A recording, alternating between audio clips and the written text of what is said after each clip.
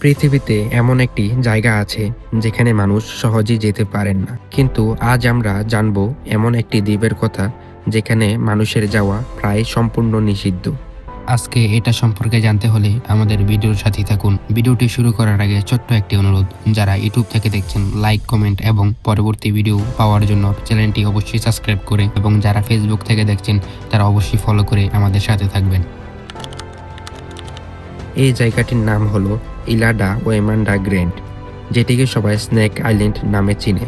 এই ভয়ঙ্কর দ্বীপটি অবস্থিত ব্রাজিলের এই উপকূল থেকে প্রায় ৩৫ কিলোমিটার দূরে অ্যাথলেটিক ওকেন এর মধ্যে। এটি আয়তনে খুব বড় নয়, মাত্র প্রায় ৪৩ হেক্টর জমি নিয়ে তৈরি একটি ছোট্ট দ্বীপ। কিন্তু ছোট হলেও এটি পৃথিবীর সবচেয়ে বিপজ্জনক দ্বীপগুলোর একটি, কারণ এই দ্বীপে বাস করে হাজার হাজার বিষাক্ত সাপ।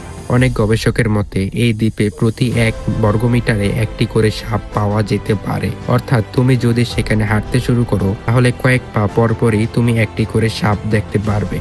এই দ্বীপে সবচেয়ে ভয়ঙ্কর সাপটির নাম হলো গোল্ডেন লাঞ্চেট। এই সাপ পৃথিবীর সবচেয়ে বিষাক্ত সাপগুলোর মধ্যে একটি। গোল্ডেন লাঞ্চেট সাপের বিষ এতটাই শক্তিশালী যে এটি মানুষের শরীরের মাংস দ্রুত নষ্ট করে দিতে পারে।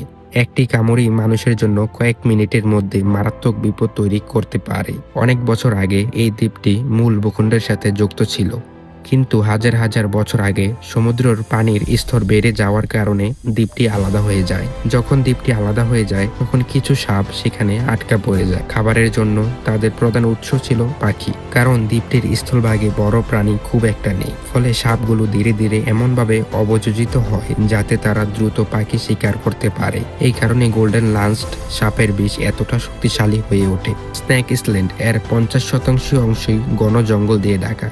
এখানে ছোট ছোট গাছ, ঝোপঝাড় এবং পাথরের পাহাড় রয়েছে। এই জঙ্গলই সাপদের জন্য নিরাপদ আশ্রয়। গাছের ডাল, পাতার নিচে কিংবা পাথরের ফাঁকে ফাঁকে তারা লুকিয়ে থাকে। অনেক সময় তারা গাছের উপরে উঠে থাকে এবং পাখির জন্য অপেক্ষা করে। স্নেক আইল্যান্ড এতটাই বিপজ্জনক যে ব্রাজিলিয়ান নেভি সাধারণ মানুষকে সেখানে যাওয়া সম্পূর্ণ নিষেধ করেছেন। শুধু বিশেষ অনুমতি নিয়ে কয়েকজন বিজ্ঞানী বছরে মাঝে মাঝে সেখানে গবেষণা করতে যেতে পারেন, কারণ সেখানে কয়েক হাজার বিষাক্ত সাপ রয়েছে এবং যে কোনো মুহূর্তে আক্রমণ হতে পারে।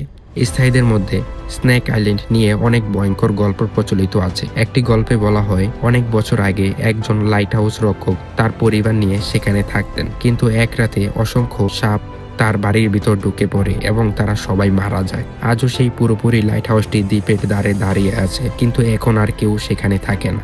যদিও এই দ্বীপটি ভয়ঙ্কর, তবু বিজ্ঞানীদের কাছে এটি খুব গুরুত্বপূর্ণ, কারণ গোল্ডেন লাঞ্চড সাপের বিষ নিয়ে গবেষণা করে নতুন ধরনের ঔষধ তৈরি করার সম্ভাবনা রয়েছে।